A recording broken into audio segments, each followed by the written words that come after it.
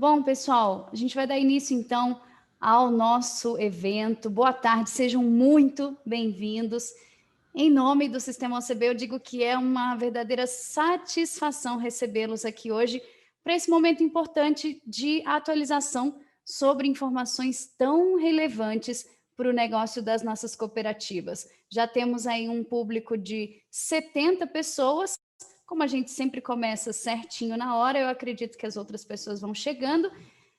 Enquanto isso, só lembrar que o nosso encontro está sendo transmitido numa sala privada, uma sala exclusiva para os nossos convidados que se cadastraram. E a partir de agora a gente começa então a gravar para que toda essa informação fique disponível depois nos arquivos da OCB. Para começar, então, a gente quer dividir com vocês, nesse momento, o vídeo da nossa atual campanha publicitária, uma campanha que leva o movimento Somos Coop para todo o Brasil, com um garoto propaganda muito especial. Então, eu vou pedir para o pessoal da produção, roda o vídeo, por favor. Com o esporte eu aprendi que cooperar é a grande sacada, que as maiores vitórias vêm do trabalho em equipe, pessoas que se unem para conquistar juntas. Esse é o cooperativismo. Mais do que um modelo de negócio, um jeito diferente de empreender. Um movimento que está presente em nossas vidas todo dia. Está no campo, na indústria, no comércio, na educação, nos serviços financeiros, está na geração de renda de muita gente. Como no transporte que te leva de um lugar para o outro e até mesmo no hospital que você vai. O cooperativismo também está lá. E ao contrário do que acontece nas quadras, aqui a rede está do nosso lado, é a nossa força. E os cooperados somos nós, mais de 15 milhões de brasileiros. E também pode ser você. Vem ser Coop, tudo ao seu redor já é.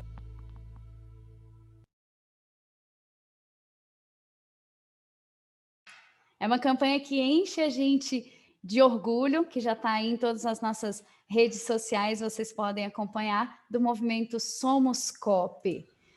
Bom, a gente está aqui hoje para falar de crédito. Crédito que é o combustível para fazer girar toda a gestão, toda a estratégia, toda a razão de ser das nossas cooperativas. A safra 2020-2021 veio com uma elevada demanda, tanto da parte dos produtores rurais, quanto das cooperativas. Estamos vivendo um ano atípico e, como sabemos, o crescimento na busca por recursos do governo operados pelo BNDES provocou uma escassez desses valores. Nós sabemos também que as nossas cooperativas são, além de legítimas beneficiárias, fortes demandantes dos principais programas de investimento do BNDES, como o Prodecop, o PCA, o Inovagro, e por isso mesmo nós precisamos de novas alternativas. O Sistema OCB, então, cumprindo com a sua missão aí de monitorar as políticas públicas, dedicou especial atenção ao tema financiamento, que, afinal de contas, é transversal para todos os ramos. Por isso, nós temos a satisfação de receber aqui hoje representantes dos dois principais parceiros nessa nossa interlocução com o governo federal, que são o Ministério da Agricultura e o próprio BNDES. Temos aqui hoje conosco o diretor do Departamento de Crédito e Informação do MAPA, Wilson Vaz, e o chefe do Departamento de Clientes e Relacionamento Institucional do BNDES, Tiago Peroba. Parceiros, gente, que se mostraram fundamentais no dia a dia, promovendo uma especial articulação com o nosso movimento cooperativista, mostrando que nós todos estamos empenhados e juntos no desenvolvimento das nossas COPs. Hoje a gente vai conhecer em detalhes o programa BNDES Crédito Rural, que foi criado justamente com o objetivo de complementar recursos destinados pelo governo federal para as cooperativas agropecuárias.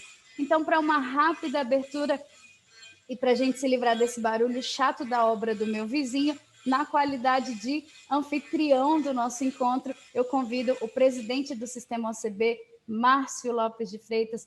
Presidente, boa tarde, seja bem-vindo. Obrigado, Gi. Muito boa tarde a todos. Muito boa tarde a cada um dos que nos assiste aí pelo Brasil afora.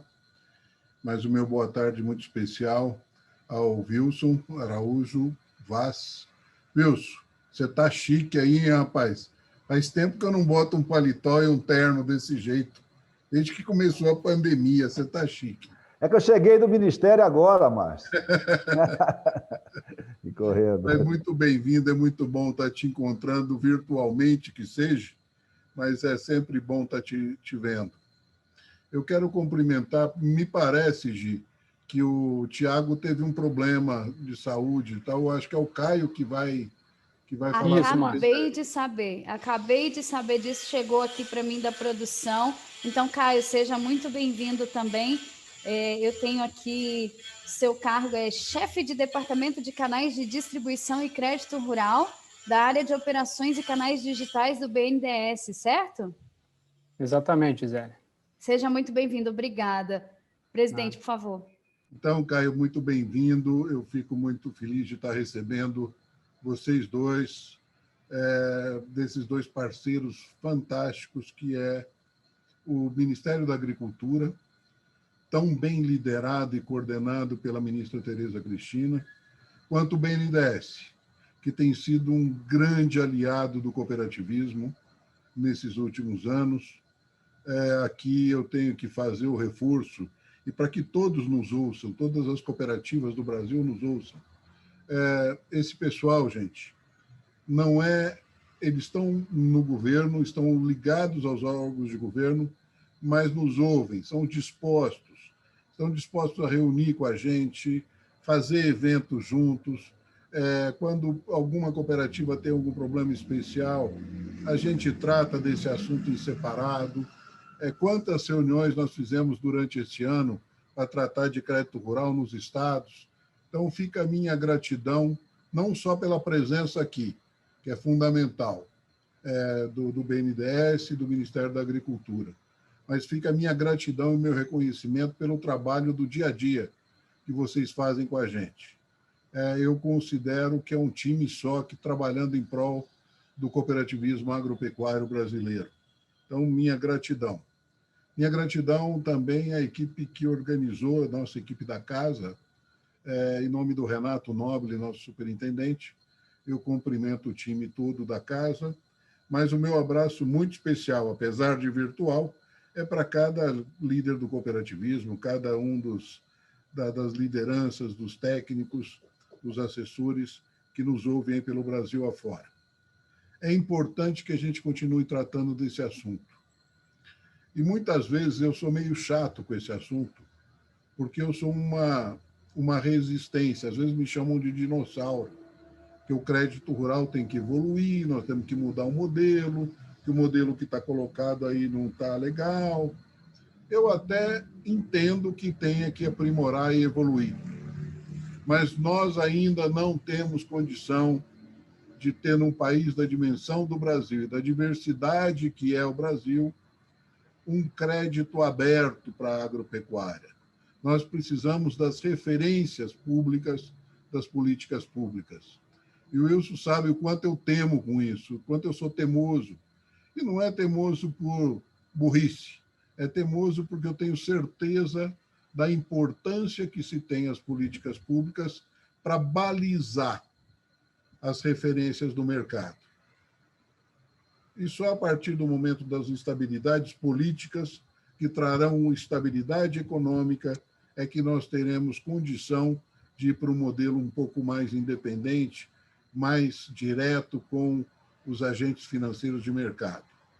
Então, eu, agregando essa posição e me desculpando por o quanto que eu insisto nessa posição, nós gostaríamos de ouvi-los, e ouvi-los com muita tranquilidade. Eu quero que vocês se sintam muito em casa, porque vocês estão entre amigos. Vocês são amigos do cooperativismo agropecuário brasileiro, e eu os considero assim, sintam-se assim, porque nós queremos evoluir juntos. Nós queremos tratar de uma evolução e de um Brasil melhor, todo mundo junto. Muito obrigado pela vinda aqui conosco, e vamos estar juntos aí durante essa web, como é que chama esse negócio que nós estamos fazendo? É web mesmo?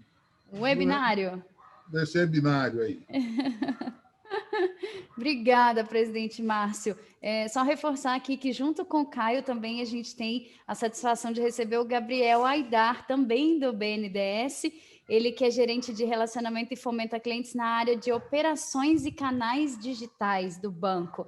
Gabriel, também boa tarde, seja muito bem-vindo. Já já a gente vai estar com vocês. Antes da gente passar para os nossos convidados, nós temos um vídeo que foi especialmente feito para falar do nosso cooperativismo agro. E a gente quer rodar ele para vocês agora. Por favor, produção. O cooperativismo é feito por muitos rostos e muitas mãos. Ele está por toda parte, em todo o país.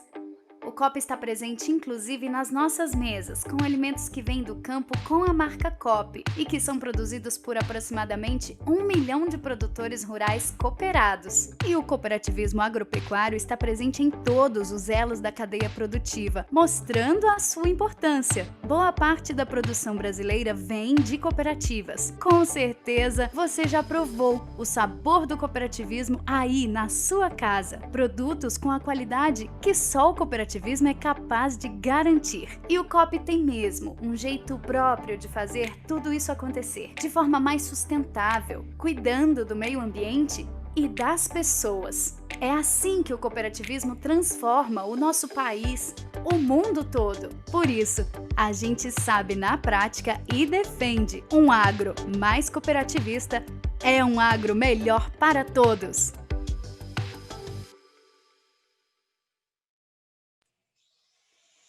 Tá aí esse vídeo que a gente também tem bastante orgulho de divulgar, falando do nosso ramo agropecuário. Agora, então, pessoal, a gente vai receber o diretor do Departamento de Crédito e Informação do Ministério da Agricultura, Wilson Araújo Vaz.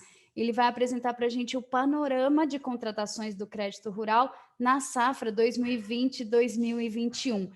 Caso vocês queiram fazer alguma pergunta para os nossos participantes, a gente pede que coloquem aqui no chat. A nossa equipe vai fazer o repasse e a gente vai ter um tempinho depois das duas apresentações para respondê-las, ok? Combinado?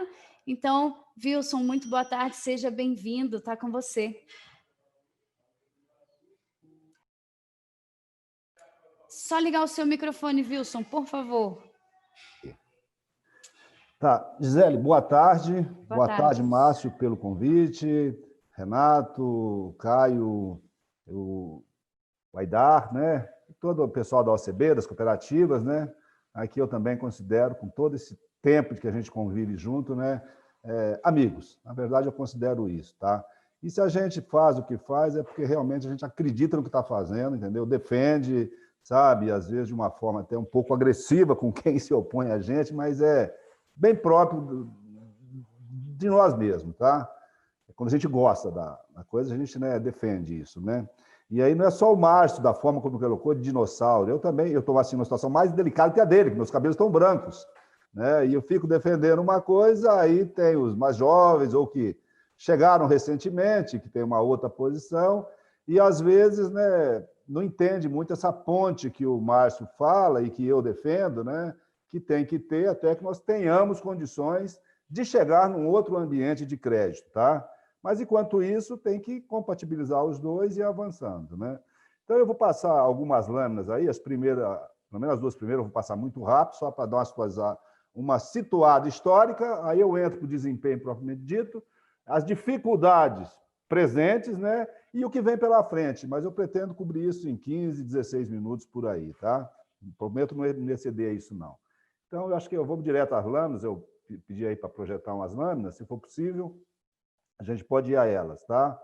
Essa primeira lâmina, ela não entrou ainda, mas é um histórico, a segunda, por favor, é um histórico da evolução do crédito.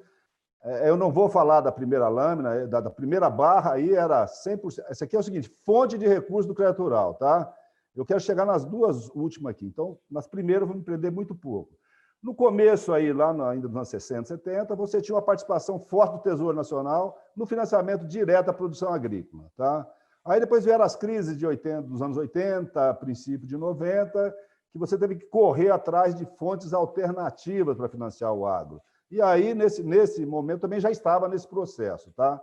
Aí veio a criação da poupança rural, aliás, o extermínio da conta movimento, criação da poupança rural, fundos constitucionais, enfim, foi acontecendo isso. Então, nós chegamos no momento que as exigibilidades sobre depósito à vista e exigibilidade sobre a poupança rural equalizada representavam 73% de todos os recursos do crédito rural. Tá? Aí, a partir de 2005, a quarta barra, da esquerda para a direita, tá? Quando nós criamos títulos do agronegócio, que vieram a se consolidar mesmo a partir de 2015, a penúltima barra. Então, aqui dá para se falar 2015 e, sobretudo, a última barra, 2019, 2020, veja aí, as duas fontes que eu mencionei, exigibilidade sobre depósito à vista, é o verde escuro, e exigibilidade sobre poupança rural, deixa eu mudar uma barrinha aqui, que está dificultando a leitura, tá, agora deu, tá? Que é o marrom, essa marrom é poupança rural, né? Então, está 20, nesses 236 bilhões que nós anunciamos nesse plano safra.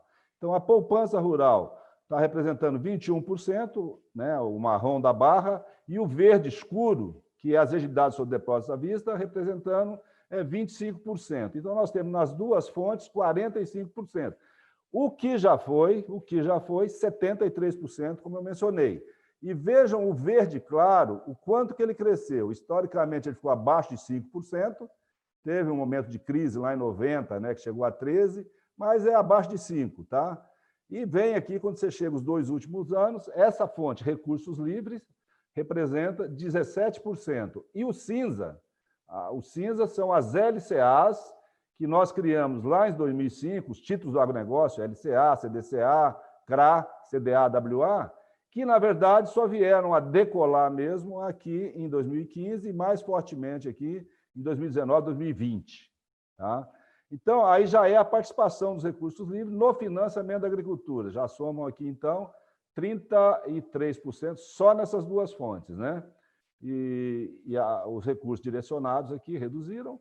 E aqui o BNDES, né, ele vem mantendo aí em torno de 8%, 9%, 9,7% de todo o recurso que nós colocamos no crédito rural. É claro que quando você pega só investimento, a participação é muito mais forte, né? E depois a outra que nos acompanha são os fundos condicionais, tá? Os fundos condicionais, que é esse meio tom meio azulado aqui, certo? Pode passar, por favor. Eu acho que o mais interessante está para frente. Bom, aí mesma coisa, das duas principais fontes, o que aconteceu? Vocês veem aí, olha, na segunda linha, exigibilidade do crédito rural. Esse valor que aparece em 27,5%, ele já chegou a 37%.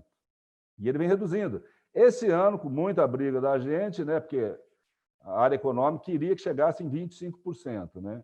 E aí nós acabamos pedindo 30%, acabamos fechando em 27%. E as da poupança, que é na outra coluna, que já foi 59%, os recursos depositados em cadeia de poupança rural, né, deveriam ser direcionados ao financiamento da agricultura. Já foi 74% e hoje está em 59%. Essa trajetória, todo ano a gente tem que brigar, e o Márcio acompanhou muito bem isso, né? A gente tem que brigar para que esses percentuais não se reduzam na velocidade que se pretendem. Tá? E esse ano nós tivemos, a pandemia nos ajudou um pouco a segurar os percentuais. Passa, por favor. Bom, agora é o desempenho do crédito rural propriamente dito. Pode passar. Né? Então, já foi mencionado, nesses 5 primeiros meses de plano safra, julho a setembro, nunca se emprestou tanto dinheiro nesses primeiros 5 meses do plano safra. Tá? E tem programas que, nesses 5 meses, você aplicou o que foi aplicado em todo o ano passado. E o ano retrasado, o ano inteirinho, não se aplicou o que se aplicou nesses 4 meses, até nos primeiros 4, né? Então, no 5º mês aí, né? Mais forte ainda. Então, tem um crescimento de 19% no total, mas o destaque, novamente, né, e eu acho que é o foco também do BNDES, é o investimento. Crescimento de 46% nesses 5 meses. Tá? Segunda barra, né, e o custei também. A comercialização tem todo sentido de ter caído um pouquinho, porque no nível de preço que estão os produtos agrícolas e pecuários, seus derivados, então é preferível você fazer a comercialização do que estocar esse produto. Pode passar, por favor?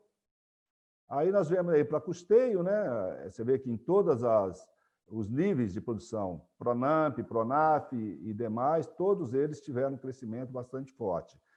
Inclusive nos números de contrato, à exceção de grandes produtores, e certamente, eu acho que talvez esse ano eles estejam usando um pouco mais de recursos próprios, porque o custo de oportunidade dele buscar um crédito no banco, entendeu? Ou usar o recurso dele, se ele tem capital, é preferível que ele use o recurso dele, né? Porque as remunerações que ele vai buscar no mercado financeiro talvez não chegue, né?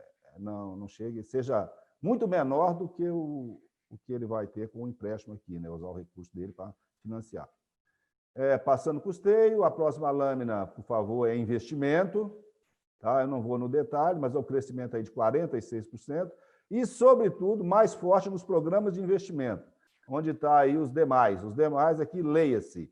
Todos os programas aí, né, coordenados pelo MAPA, inclusive o de cooperativa, Prodecop, que foi relativamente menos aplicação do que os outros, mas aí você tem a ABC, tem o programa para a construção de armazéns, para irrigação, todos eles estão aí.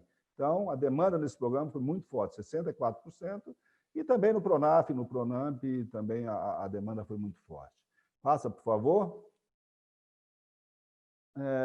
Bom, aqui são todas as finalidades, né? Eu pulei a lâmina de comercialização e industrialização, somando as duas dá em torno de 12 bilhões aí, essas duas aplicações. Todas as finalidades, é quase um retrato da primeira lâmina, apenas separando Pronamp, Pronaf, né, e demais produtores. Então, um total de crescimento aí, 108 bilhões contra 91 bilhões o ano passado, 19% a mais. Pode passar, por favor. E aqui a LCA, tá? Na verdade, aqui, esses 12 bilhões que aparecem na última lâmina, ele não está contemplando o uso de LCAs para financiar a aquisição de CPRs e créditos agroindustriais, que é possível se financiar. Então, possivelmente, assim que o Banco Central disponibilizar esse valor, esse valor aí, ele dobra. Geralmente é o dobro que se tem aqui. Nós temos 12 aqui. Hoje, possivelmente, em recursos da LCAs, já tenhamos aí uns 24, 25 bilhões aplicados. Essa é a minha expectativa, vamos confirmar quando o Banco Central nos der essa informação. Essa informação não vai para o sistema Sicor, é uma outra área do BNDES que registra, como não é crédito rural, né? Essa de LCAs livre. Então, assim que nós tivermos, a gente vai ter um aumento nesses 108 bilhões aí, se tivéssemos já, pelo menos para talvez 123 bi, uma coisa assim. Tá? Então, está faltando aqui ainda a informação de LCAs aplicadas livremente para descontos de CPR. Está ouvindo bem aí? Acho que está, não? Tá, vamos em frente, por favor. Agora a gente entra nos programas. A próxima lâmina é uma tabela, eu não gosto de tabela muito cheia, mas como nós estamos falando num grupo de pessoas que tem familiaridade com essa tabela, né, sobretudo aí o pessoal do BNDES, os técnicos aí da cooperativa, né? Então, aqui é o financiamento agropecuário dentro dos programas de investimento. O que está com a seta em azul, todos que estão com a seta em azul, é o que já ultrapassaram 60% de contratação. Do que nós alocamos, já foram efetivamente contratados mais de 60%. Mas o BNDES, acho que vai mostrar, eu penso, que a gente registra aqui o que está efetivamente contratado e registrado no sistema Sicor. Então, possivelmente, todos esses que estão com a seta azul, e mais alguns outros aí, já tenha esgotado os recursos. Né? Os recursos já tenham esgotado. E todos os programas, Moderagro, o Programa ABC, o PCA, Inovagro. Só que tem, às vezes o BNDES esgotou, mas ainda tem um saldo no Banco do Brasil, no Bancob e no Sicredi. Então, né, por isso que a gente não dá ainda como plenamente esgotados esses recursos. Tá? A ministra já fez uma demanda por recurso adicional ao próprio presidente, ao ministro Paulo Guedes, mas ainda não tivemos êxito. E não precisa nem explicar as razões, né? Todas as dificuldades fiscais que você tem por aí, todos os gastos que o governo tem feito por conta da pandemia, tantas incertezas que tem, e o que você compromete aqui tem implicações para o ano que vem, para 10, 12 anos, dependendo do programa. Então, é um pouco meio de cautela mesmo de quem administra a política monetária, tá? A política econômica, fiscal e monetária. Enfim, podemos passar, por favor? Ah, não, só um segundinho. Volte, por favor, só uma coisinha aqui. Essa linha de outros, que aparece também um volume expressivo, né, 84%, a última coluna, a mais do que foi aplicado no ano passado, isso aqui tem fundos constitucionais, tem recursos livres das instituições financeiras e também recursos livres da poupança, que são também, né, que têm financiado investimentos, tá? Então, aparece nessa rubrica aqui, até do BNDES, que não está dentro dos recursos controlados com equalização. Passa, por favor. Bom, isso aqui é mais... Agora nós estamos entrando no que nós estamos vivendo presentemente e o que vai implicar no futuro aí na concessão de crédito. Vamos lá, por favor. A primeira parte, primeiro gráfico, né, esse de barra, o que mostra a evolução da receita líquida do governo.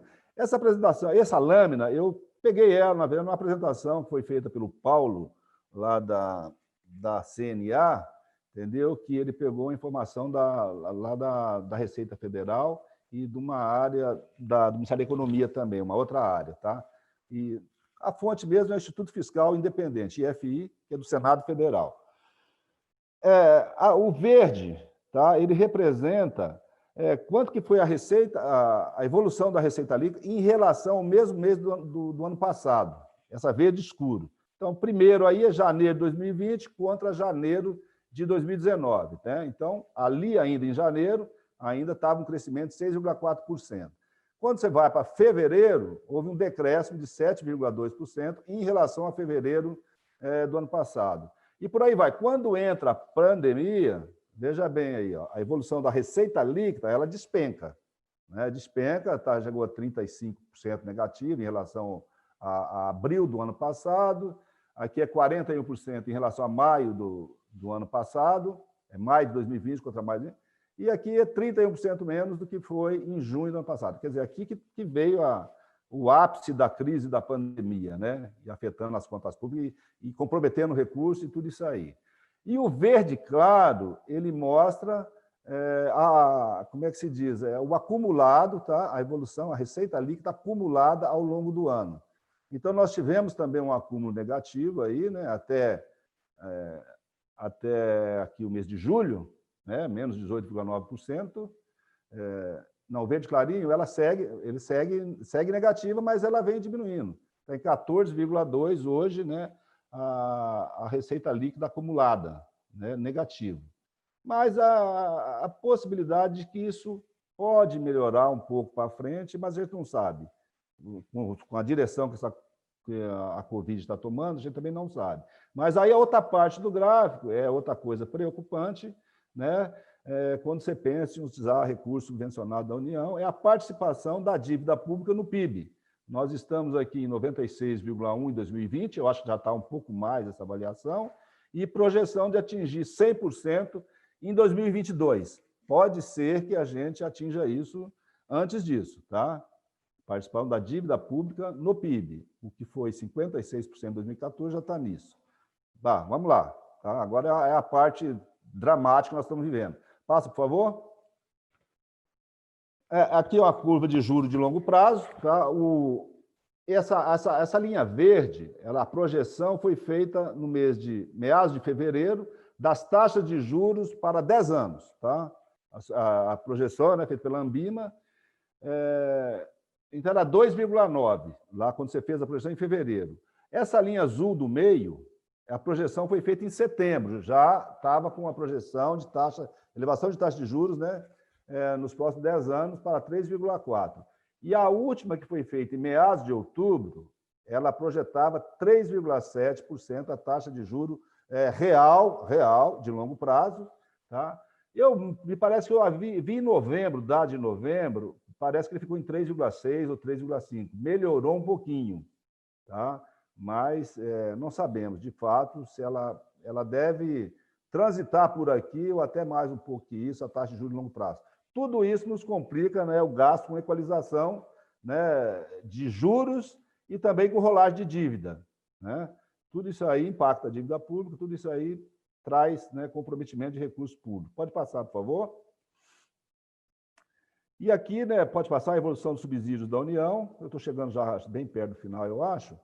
Tá? Aqui, olha, evolução do subsídio. Vocês já viram essas lâminas, tá? Isso aqui é feito lá pelo Ministério da Economia também, e pela Receita Federal, e uma outra área lá não sei se é da SOF, Secretaria de Orçamento e Finanças, ou da STN.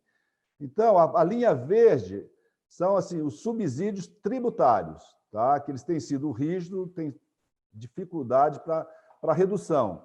Mas eu sei que existe alguns projetos de lei, existe proposta de MP no sentido de reduzir, por exemplo, as renúncias fiscais, né? E aí impactaria essa curva verde. Tá? Mas a de subsídio, que é a vermelha, aí tem uma exclusiva dela aí para frente, entendeu? Que a trajetória muda um pouquinho, porque eles incorporaram um cálculo aqui, uma variável, que eles não estavam contemplando ela na plenitude. Mas, enfim, 4,6, nas barras, tá? 4,6, 4,8. A leitura da gente é que isso ele tende a reduzir, não a aumentar. Tá? Vamos para frente, por favor. Essa outra é a linha vermelha que estava no gráfico anterior, então a trajetória ela é decrescente mesmo. Tá? Com a correção que foi feita, ajustando o FAT, o gasto por conta do FAT, né? Isso é subsídio financeiro creditício, então ele já foi lá 2,1 em 2015, tá? Quando nós saímos do governo aqui de Dilma, presidente Lula e Dilma, né, 2003 até 2015, então aqui você já vem dando uma mudança de trajetória nessa questão, né, dos subsídios financeiros e creditícios. Foi 2,% do PIB, e aí hoje ele estaria, aí, em 2019, em torno de 0,5% do PIB. Tá? Aí é todo tipo de subsídios, né, que você dá, não só ao agro. Passando, por favor. Pode passar? E aqui é o comprometimento de recursos do Tesouro com a equalização do Plano Safra nos últimos 10, 11 anos. Tá? A cada ano tivemos aí também um momento bastante forte, em 2013, 14, 12, 13, 13, 14, 14, 15. A intenção do governo era transitar abaixo desses 10 bilhões, que foi aí em 2019, 20, 2018, 19, 2017, 18, seguindo uma tendência dessa decrescente. Mas a última barra, que é a safra que nós estamos vivendo, onde você tem aí 6 bilhões e meio, mais, aqui é a agricultura empresarial, 6 bilhões e meio, e 5 bilhões no Pronaf, não é isso? Então, dá 11,5 bilhões de reais que foram recursos orçamentários para viabilizar o Plano Safra de 236 bilhões e 300 bilhões de reais. Tá? Então, é isso. Agora, para o ano que vem, só Deus sabe. Vocês lembram que a ministra tinha pedido 15 bilhões aqui de largada, 15 bi. Talvez, se ela tivesse conseguido os 15 bilhões, nós não estávamos com as dificuldades, né, que nós estamos hoje, com falta de recurso tão precocemente. Né? Mas, enfim, não tivemos isso. Os 4 bilhões que ela pede, na verdade, é quase com a recomposição do que ela pediu lá no mês de maio, originalmente no mês de março. Tá? Passa, por favor, eu acho que está acabando meu tempo, mas está acabando a lei também. Aí tem toda a lei do agro, né, que compreende todo um direcionamento para mecanismo de financiamentos privados, né, tanto na captação como na forma de financiamento. Aí está o título do agronegócio, a questão do patrimônio de afetação, a sede imobiliária rural vinculada a ele, que mais que temos aí? O fundo de aval solidário, um conjunto de medidas para dar maior agilidade na captação e no financiamento com recursos privados. E aí, para a conclusão, pode passar, por favor, concluindo, talvez eu passei um pouquinho do tempo, né? As conclusões essas, não tem muito como fugir disso hoje, viu, Márcio? Então, a gente vai ter que continuar realmente sendo aí o patinho feio dessa história, defendendo, né, o que a gente acha que ainda tem que ser defendido e mantido em termos de participação de recursos públicos na subvenção aí do financiamento da agricultura e pecuária. Tá? A política fiscal, então, maiores dificuldades orçamentárias, isso aí está latente, né? Não tem muito o que questionar, a realidade é essa. A política monetária, vem elevação de taxas de juros por aí, embora na reunião de ontem o cupom tenha mantido a Selic em 2%, né? Mas para o futuro há sinais de taxa maiores, até porque há sinais de aumento de inflação. Crédito rural, não tenha dúvida, já vem sendo assim desde que o presidente Bolsonaro assumiu, né? Direcionamento a pequenos e médios produtores e a investimento de médio e longo prazo. Aqui a gente não, por exemplo, enquanto a gente estiver por lá, nós não vamos abrir mão de brigar por isso, sabe, gente? Nós vamos continuar defendendo isso enfaticamente, tá? Onde banco privado não quer atuar, a gente vai ter que trabalhar com essas políticas públicas aqui. Desenvolvimento e expansão de mecanismos privados de financiamento, consequentemente, maior participação de recursos livres no crédito agrícola. Concessão, isso aqui é outro fator que a gente não vai ter muito como fugir. Já está sendo assim e tende a intensificar. Concessão de crédito condicionada à adoção de tecnologias e práticas sustentáveis. Aqui envolve o social, envolve a questão ambiental e a governança, tá? Essa ESG é a sigla em inglês desses três variáveis. E a expansão do seguro rural e de mecanismos de proteção de preços, aí na comercialização. Então, eu acho que a direção vai nesse rumo aí, tá? E, enfim, e a gente vai continuar, né, tentando fazer, né, aquilo que a gente acha ainda que não chegou o momento de chegar plenamente a ser atendido pelo mercado, vamos dizer, tá? E a gente sempre escuta, como é que você vai querer uma política, né, diferenciada para um segmento com as explosões de preços que está acontecendo nesse momento, tá? Onde você já tem aí informações de que soja já está, da safra 2021 já está 60% vendido, milho mesma coisa. Então, a gente está defendendo isso num ambiente que é muito favorável à agricultura no momento, né? Mas, enfim, é isso que está dado e é assim que a gente vai continuar trabalhando. E o esgotamento aconteceu, não conseguimos uma reposição adicional. Felizmente, o BNDES criou uma linha clone aí para nos dar o suporte, né, a essa falta dos recursos oficiais. E temos informações que o Banco do Brasil, o Bradesco também criou, é claro, com patamares um pouco mais elevados de encargos financeiros e também prazos um pouco mais reduzidos. Esse é o recado, né, que eu tenho a dar e fico à disposição aí para eventuais perguntas. E agradeço pelo convite e cumprimento pela organização, tá? Obrigado, gente. Muito obrigada, diretor Wilson. Que ginástica do Ministério, né? Um ano aí, como a gente falou no começo, completamente atípico, todo mundo tendo que se organizar, repensar os modelos. A gente agradece muito a sua participação aqui pelo Ministério da Agricultura com a apresentação. Já temos 120 pessoas aqui na nossa audiência do webinário, então, com certeza, daqui a pouquinho devem estar chegando perguntas, e aí a gente volta com o senhor, tá joia? Muito obrigada.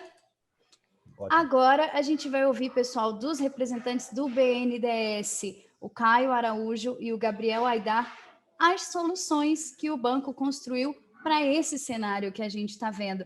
Então, Caio, eu passo a palavra para você, e aí fica à vontade para já puxar o Gabriel na sequência, tá joia?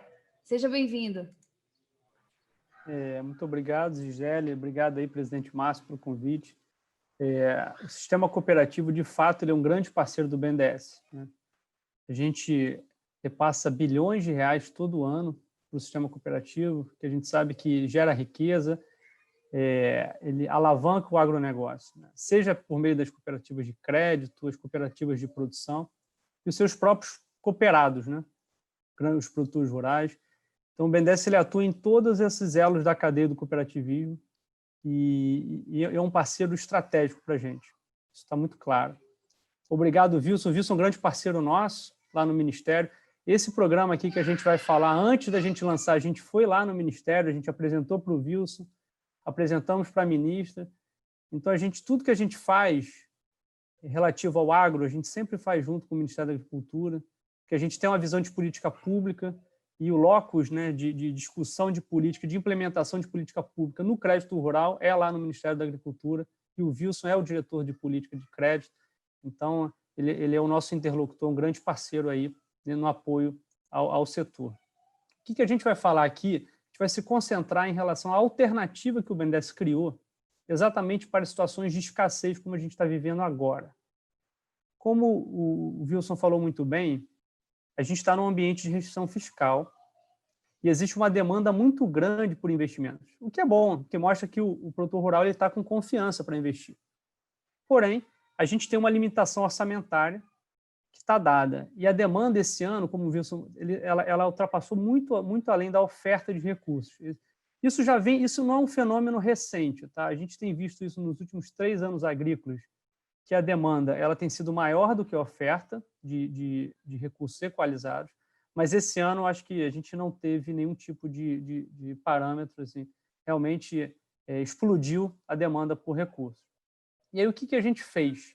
Já antevendo isso, porque, igual eu citei, não é um fenômeno recente, já tem visto isso há uns 3, 4 anos, e a gente via que sempre faltando 3, 4 meses do final do ano safra, as principais linhas, pelo menos, elas já estavam totalmente comprometidas, e aí existia esse lapso de 3, 4 meses em que as contratações para investimento, principalmente, elas simplesmente se cessavam no mercado brasileiro, esperando sempre um novo ano safra. E aí, vendo isso, o BNDES falou, olha, a gente precisa criar uma solução que garanta a continuidade do apoio ao setor, independentemente de restrição orçamentária ou não. E aí a gente criou o programa BNDES Crédito Rural, que o Gabriel Aidar vai apresentar para a gente, mas era exatamente, ele foi criado como uma solução complementar aos programas equalizados. Ele não concorre com os programas equalizados, ele é complementar para ele ser acionado exatamente nos momentos de escassez. E o que a gente tem visto são números muito interessantes. A gente lançou o programa no início do ano, ele começou a operacionalmente rodar em março, tá? E desde março ele já aprovou mais de R$1,5 bilhão em investimentos. São números significativos e tem cada vez mais aumentando, né?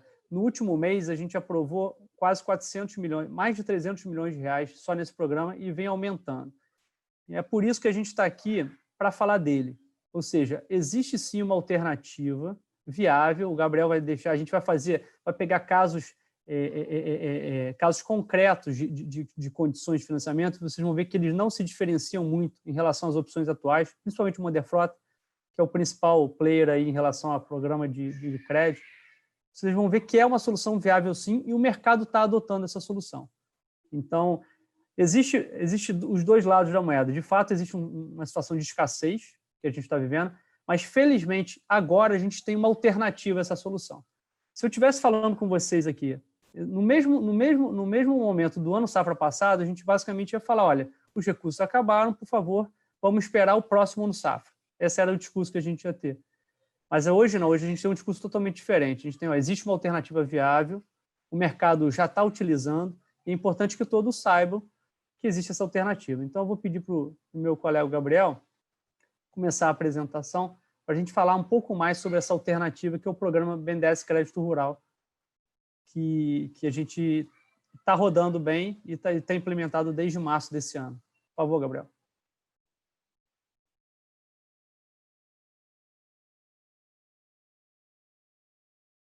Vocês me escutam? Obrigado, sim. Caio. Vamos passar aqui a apresentação. Só rapidamente agradecer, né, à OCB pela oportunidade aqui da gente estar apresentando e falando do programa, agradecer ao presidente Márcio, agradecer à Gisele e agradecer também ao Wilson pela apresentação. Vamos falar aqui do programa BNDES Crédito Rural, como o Caio já falou. Só rapidamente, assim, a gente fazer, eu acho que vai ser bastante complementar ao que o Wilson já apresentou aqui.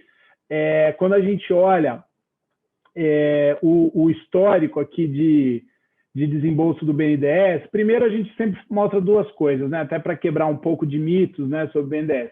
O BNDES cada vez mais se concentra no público pequeno, tá? Um público de micro, pequenas e médias empresas e, claro, os pequenos e médios produtores, tá? Então, até em 2020, aqui com dados até de setembro, a gente já tem hoje mais da metade do desembolso do BNDES focado nesse público. E o outro dado interessante é a participação do agro, né, nos desembolsos do BNDES, que a gente partiu aí de uma base de 7% dos desembolsos lá em 2012, chegou, né, num pico de 29% dos desembolsos de 2019. Em 2020 estamos em 23%. Na verdade, o que acontece aqui é o efeito aí das medidas emergenciais, né, que o BNDES operacionalizou ao longo do ano, né, por conta da crise, da pandemia, que acabaram ocupando também uma parcela dos desembolsos do BNDES. Então, a gente tem um grande aumento aí de desembolso para o agro, mas eles acabam aí também diminuindo em participação em relação às medidas emergenciais. Bom, é sempre bom lembrar, né, que o BNDES, quando ele atua aqui com os produtores rurais, ele está atuando da maneira que a gente chama de operações indiretas, né? Então, na verdade, o BNDES faz os repasses, aí é uma rede de mais de 50 agentes financeiros credenciados no banco.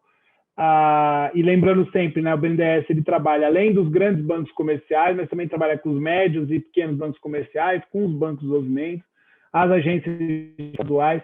E aqui, né, falando aqui para a OCB, trabalha com as cooperativas de crédito, com os bancos de cooperativas, e o BNDES também trabalha aí com as OCIPs para o microcrédito e os bancos de montadora, né?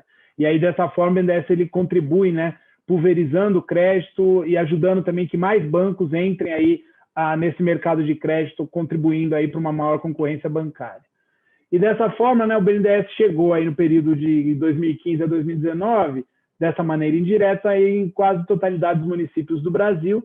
E aí, quando a gente olha, né, os valores aí do Plano Safra, e aqui já incluindo o programa que a gente vai falar do crédito rural, o BNDES aí atingiu aí as 4 regiões. Claro que o foco maior, né, pela presença da agricultura, né, no Centro-Oeste e no Sul, domina um pouco os desembolsos, mas o BNDES também tem uma presença relevante no Sudeste e aí um pouco menor no Norte e Nordeste, tá? Então, são mais de 30 bilhões aí de recursos movimentados aí nos últimos 2 anos nas 4 regiões. O BNDES, lembrando sempre, né, ele tem o foco muito no digital, para você reduzir aí os custos de transações, facilitar a jornada aí do cliente que vai acionar o crédito do BNDES aí de maneira indireta. Então, o BNDES vem investido pesadamente simplificando processos, digitalizando processos, né? Isso diz respeito à nossa relação com os agentes financeiros, aí simplificando demais por meio do que a gente chama o BNDES Online. O BNDES hoje tem um balcão de entrada, né, para o público pequeno, que é o canal MPME, para poder entrar em contato com o BNDES, né, conhecer as linhas do BNDES, ter mais transparência, né, e ter acesso a diversos serviços que a gente tem lá dentro. E o BNDES cada vez mais começa a atuar com as fintechs, né? Então, hoje temos no canal MPME tanto as fintechs que auxiliam, né, na gestão financeira, como também começam a ter a entrada no canal as fintechs que ofertam crédito, tá? E aqui, só para falar do BNDES Online, ele é muito importante, né, porque ele facilita demais o que a gente chama da pulverização de crédito, né, da disponibilização de crédito e de maneira rápida, né, para os agentes financeiros poderem emprestar, né, para o público da ponta, que é isso que interessa. O BNDES reduziu, né, o prazo médio das suas operações de repasse do que eram 1 semana, 2 semanas, para questão de minutos, segundos, tá?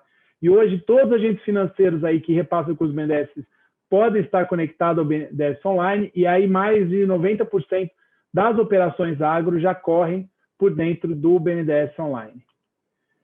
E aí, mostrando um pouco de dados, né, o Wilson mostrou os dados gerais de participação do BNDES. É interessante, né, como ele mesmo falou, quando a gente olha para o dado de investimento, de crédito para investimento, foi o crescimento da participação do BNDES, né? Então, o BNDES se tornou aí um ator relevante na oferta de crédito para investimento na agricultura.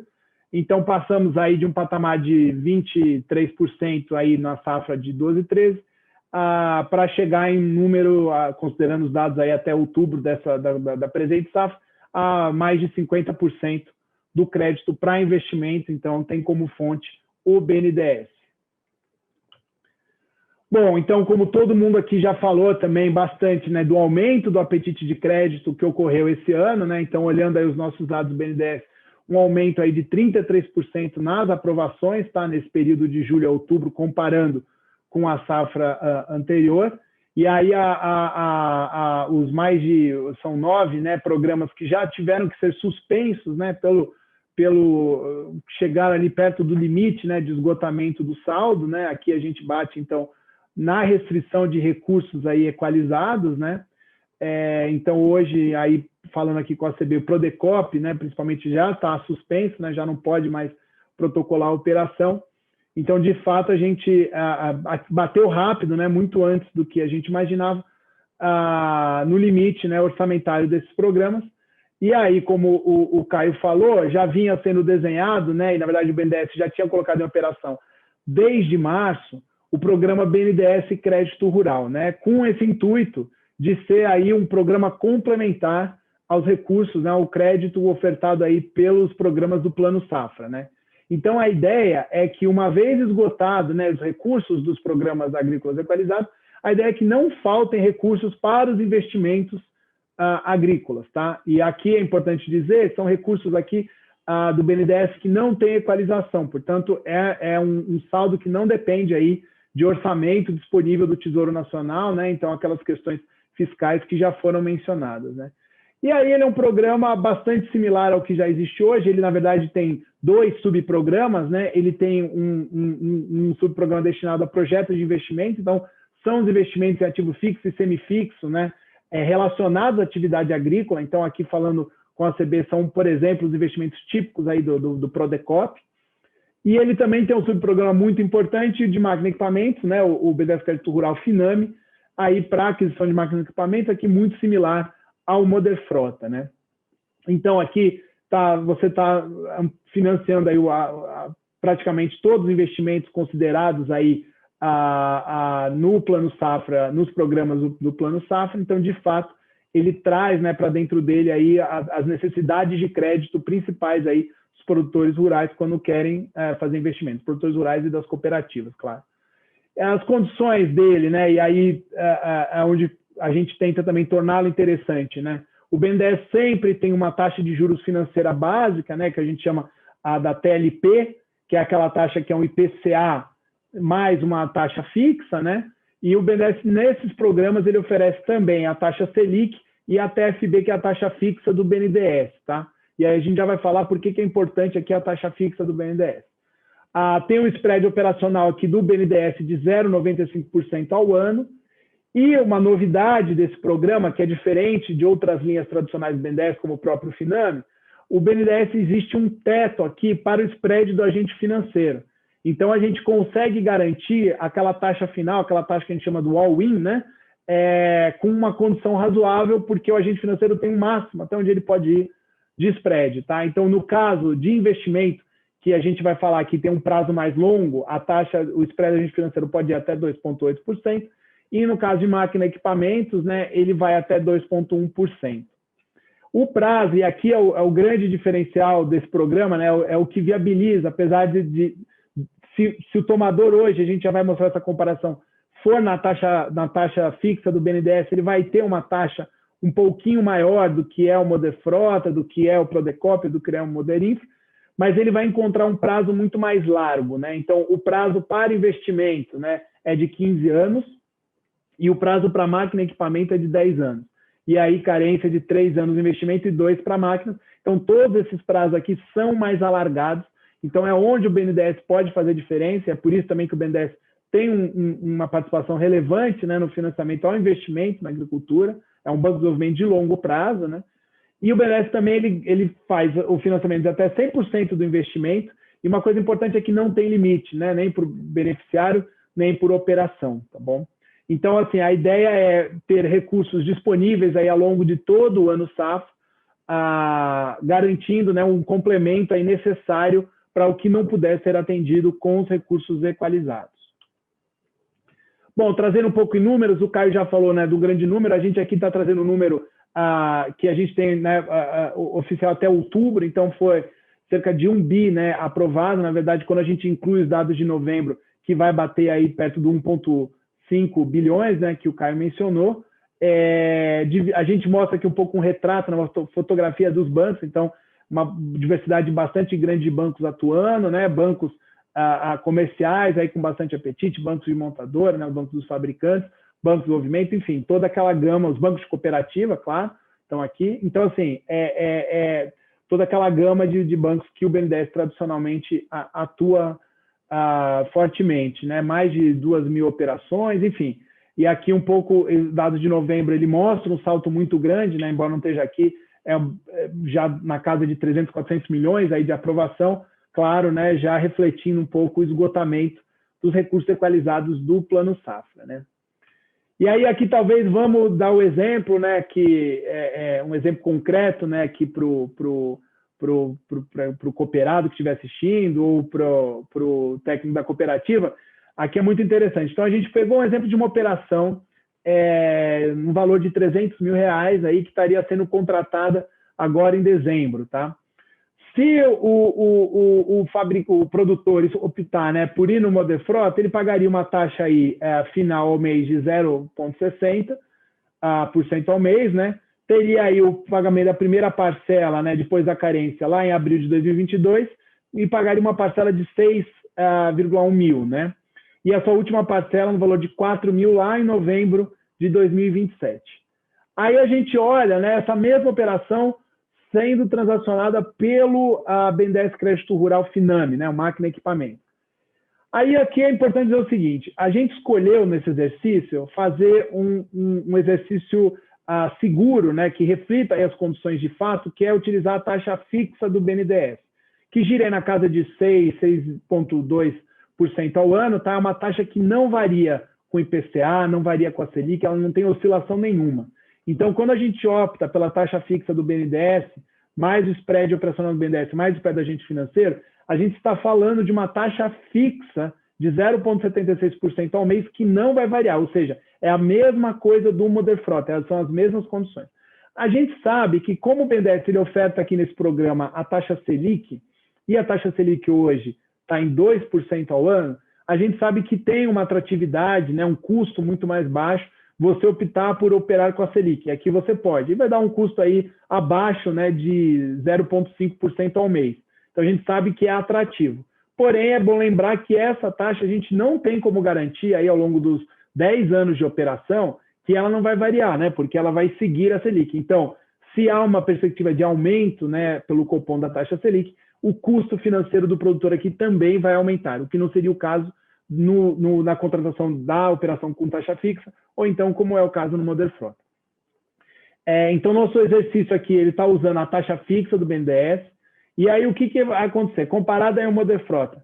Aqui a gente falou de uma carência de 2 anos, né, para máquina e equipamento, ou seja, é uma carência maior que a do Moderfrota.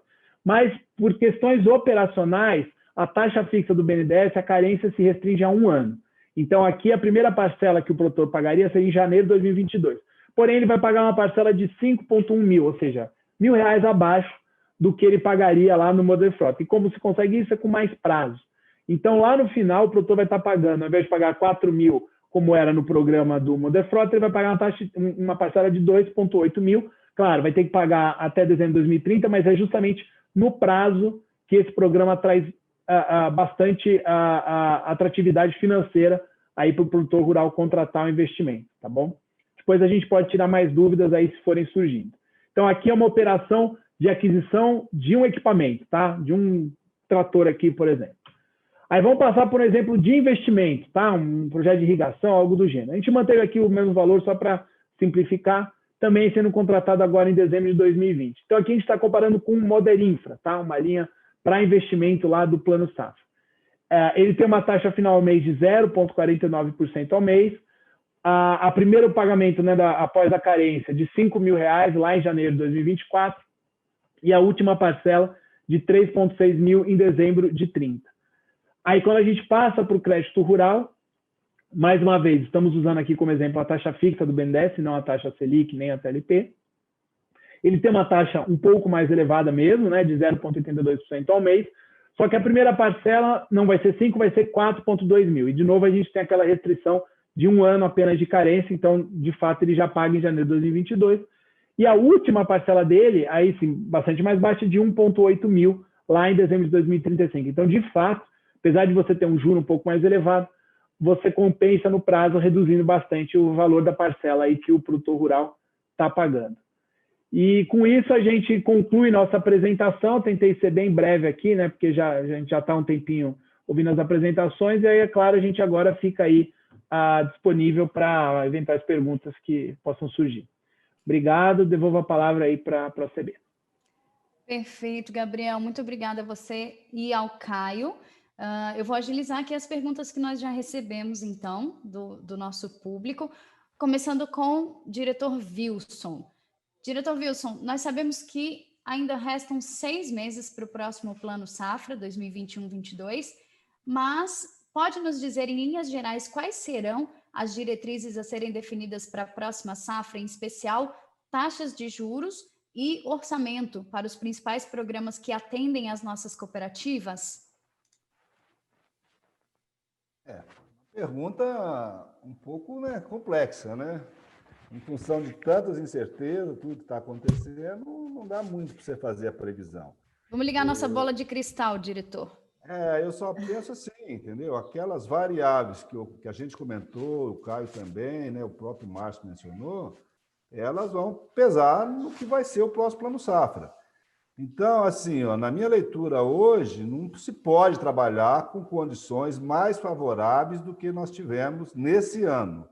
Eu até diria o seguinte, para reflexão, se nós estivéssemos construindo um Plano Safra hoje, certamente as condições de financiamento não seriam aquelas que nós viabilizamos lá no mês de maio, junho, tá? O que está em vigência hoje. Então, certamente teríamos umas condições, né, menos favorecidas, tá? E quando a gente vai para a área econômica, acho que não tem nenhum deles aí, mas também não teria nenhum problema se estivesse, a gente é muito criticado, entendeu? Por ter defendido essas taxas nos patamares que estão. Aí eles, quando a gente vai comentar, falam, tá aí, ó, as taxas ficaram tão desequilibradas que o recurso esgotou em 5 meses, né? Então, eu acho que assim, o que tem em mente é o seguinte, ó, prioridade mesmo. Pequenos produtores, esses continuarão tendo esse tratamento diferenciado. Não sei se esses patamares de uma das partes do Pronaf de 2,75% taxa de juros, se é possível de serem mantidos, tá? Esse ano a gente teve muita dificuldade para conseguir manter, tá? E só mantivemos por causa daquele 1,5 bilhão que nos deram no finalzinho do fechamento do Plano Safra, tá? Então, mas de qualquer maneira, terá com certeza um tratamento diferenciado. Seguido dos médios produtores rurais, continuarão também tendo um tratamento diferenciado. Para os grandes produtores, eu acho que a gente vai trabalhar no sentido de viabilizar oferta de recursos, tá? A linha nossa vai ser essa. Agora, se nós vamos ter condição de fixar uma taxa de juros, né, como foi feito esse ano, eu acho pouco provável, tá? E, enfim, investimentos prioritários vai nessa ordem também. Práticas sustentáveis, né, da agricultura. Hoje elas estão meio que consubstanciadas no programa ABC, mas tem outros programas também que financiam essas práticas, como o Inovagro, né, a irrigação, essa toda. Armazéns também é uma prioridade, que essa aí acho que não tem recuo, tá? E as cooperativas, dado ao público que está, né, associado a elas, sobretudo pequenos e médios produtores, em sua grande maioria, então eu acho que, por tabela também, ela vai ter o tratamento, né, pelo público que ela trabalha. Mas não dá para afirmar as condições que vêm pela frente. Só que certamente serão, né, um pouco mais restritivas do que a gente tem hoje. É a minha leitura, tá? Com certeza. A gente espera que melhore o cenário, né? No fim das contas, é isso. Passando para o BNDES agora, ao Caio e ao Gabriel, o Flávio Turra, que é gerente técnico e econômico no sistema OCEPAR, no Paraná, ele primeiro dá os parabéns pelas excelentes apresentações e faz a pergunta: existe a possibilidade do BNDES incluir nos itens financiáveis no âmbito do programa Crédito Rural o financiamento para aquisição de ativos já existentes? Obrigado, Gisele. Primeira coisa, só para informar, o Caio aqui ele teve que se retirar, tá? Ele teve aqui um chamado aqui urgente, mas seguimos aqui. Bom, primeira coisa, hoje acho que ativos existentes, eu estou até confirmando aqui no operacional, de fato não entraria, tá? No crédito rural, mas a gente sempre pode conversar, tá? Eu acho que a OCB tem um canal direto aqui com o BNDES, tá? Então, assim, a gente pode depois consolidar aí as diversas sugestões que possam vir a surgir, a gente recebe e aí sempre discute lá no BNDES para fazer as melhorias necessárias no programa, tá bom? Perfeito, Gabriel. Tem mais uma perguntinha aqui que o pessoal passou, foi o Paulo, do Cicobi Central, Santa Catarina, Rio Grande do Sul. Essa linha alternativa do BNDES Crédito Rural poderá ser acessada pelo pequeno produtor rural pronafiano, mantendo a conformidade de enquadramento conforme MCR? Caso ele não se enquadre, qual a alternativa para o pequeno produtor? Não, ele se enquadra. Pode tomar recurso aqui tranquilamente. Então foi mais tranquila ainda a resposta. Em razão do tempo, pessoal, eu não consigo passar todas que nós recebemos. A gente está chegando aqui ao fim mesmo do que a gente programou. Só queria dar mais alguns recadinhos. Aqui no chat tem o link das apresentações que foram feitas, tá? Deixa eu ver aqui se chegou mais uma perguntinha do pessoal. Tá chegando. Então, eu vou dar o recado que aqui no chat o pessoal está colocando o link para as apresentações que os nossos convidados utilizaram.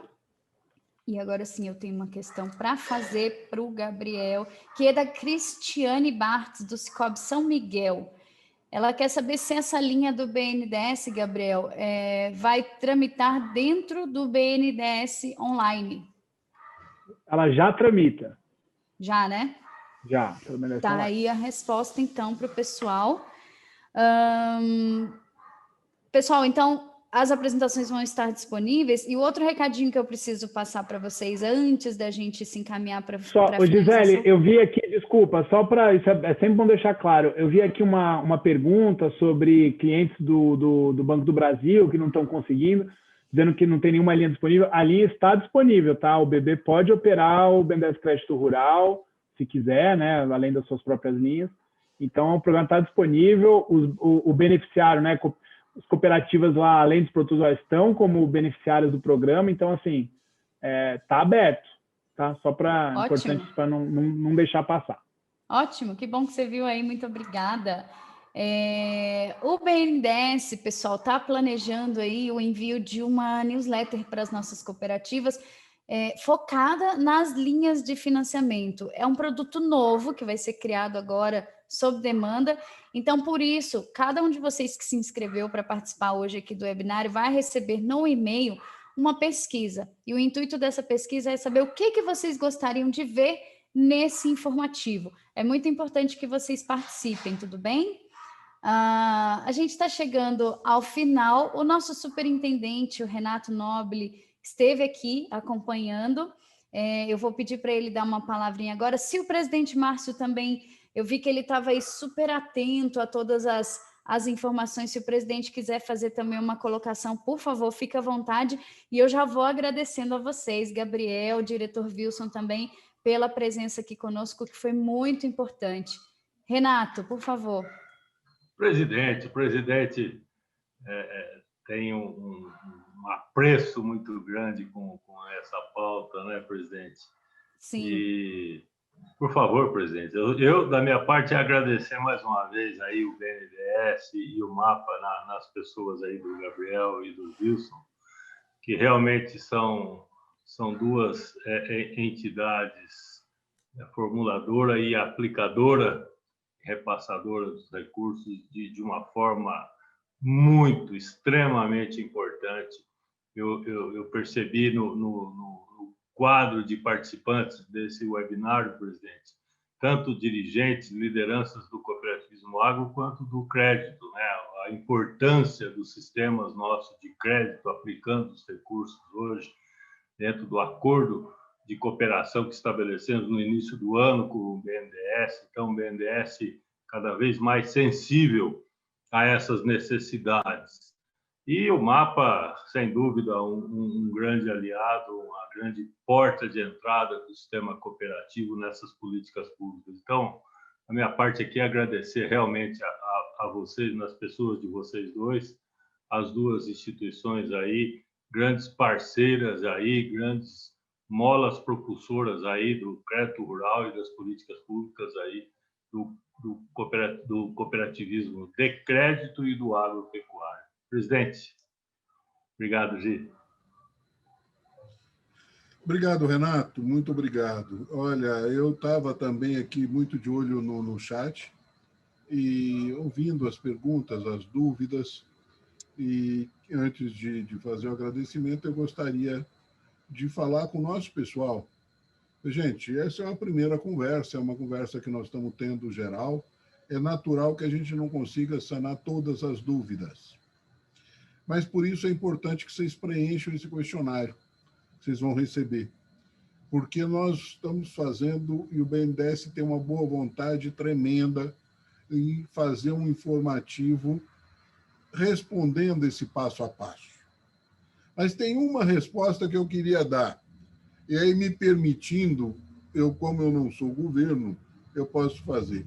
Quando o Banco do Brasil falar para você que não tem linha de crédito, vai lá na cooperativa de crédito, procura o Sicredi, o Sicob, a Cressol, que eu tenho certeza que na cooperativa eles vão dar um jeito de fazer o BNDES online, o crédito rural do BNDES, as linhas que ainda existem, que estão dentro do recurso controlado. Então, eu tenho certeza que a gente pode fazer isso. Vamos praticar intercooperação nesse nosso processo todo. Mas eu quero, acima de tudo, agradecer a boa vontade e a disposição do Gabriel, do Wilson, por estar aqui conosco. E, mais uma vez, não só conosco nesse webinário, mas conosco no dia a dia. E dá para a gente construir um ambiente cada vez mais favorável. Quando a gente atende a cooperativa, nós estamos atendendo milhares e milhares de pequenos produtores. E esses pequenos produtores dependem da cooperativa para poder fazer a sua atuação. Então, essa compreensão positiva que tanto o Ministério da Agricultura, com toda a equipe do Ministério, especialmente da ministra Tereza Cristina, como do presidente Montesano, do BNDES, que desde que chegou lá tem sido totalmente aberto ao cooperativismo, a gente fica muito agradecido e se sentindo confortável, se não para trazer todas as soluções que a gente gostaria, mas pelo menos para ter um fórum de discussão e de evolução. E é dentro disso que eu agradeço a participação de todos vocês, agradeço muito o Gabriel, o Wilson, a Gisele, e se a gente não se encontrar antes, eu dou o meu grande e gordo fraternal abraço virtual a todos vocês, desejando boas festas e um Feliz Natal. E que esse 2020 vá logo, porque eu estou esperando coisa melhor para 2021. Todos Valeu, nós. presidente. Todos Agradecer nós. também, Gil, todo o quadro técnico e também das cooperativas que nos ajudam nesse grupo técnico do crédito rural, né, dedicado. Então, agradecer às nossas organizações estaduais e às cooperativas que nos emprestam os especialistas aí que compõem o GT de crédito rural do sistema. Agradecer e dar essa ênfase da importância desse grupo aí, dedicado na interlocução e nas construções das propostas, nas defesas. Feliz Natal também para quem não nos vermos mais. Obrigado, Gabriel. Obrigado, Wilson. Valeu, Gi. Valeu, presidente. Muito obrigada a todo mundo, a todos que ficaram com a gente aqui até o final. É com essa mensagem, então, super positiva de que não faltarão recursos que a gente se despede, agradecendo a cada um de vocês, ao BNDES, ao Ministério da Agricultura, e que venha um 2021 aí bem melhor para todo mundo, né? Boa tarde, pessoal. Qualquer dúvida, a nossa equipe está à disposição pelos e-mails, pelos telefones, é só falar. Até a próxima!